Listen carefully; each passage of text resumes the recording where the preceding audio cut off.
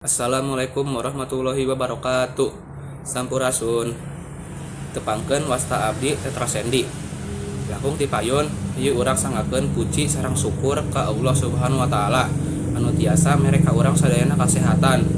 Shalawat serta salam mugia didugikeun ka junjungan urang sadayana Nabi Muhammad sallallahu alaihi wasallam, ka para keluargana, ka para sahabatna, jeung ka urang sadaya salaku umatna.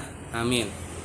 Dina ieu waktos simkuring bade kadugikeun biantara anu judona pentingna hirup sehat.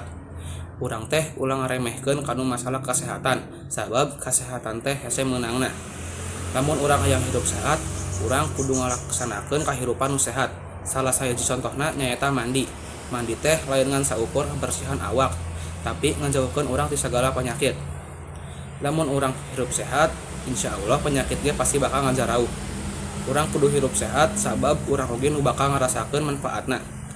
Sakitu diantara ti simkuring. Wassalamualaikum warahmatullahi wabarakatuh.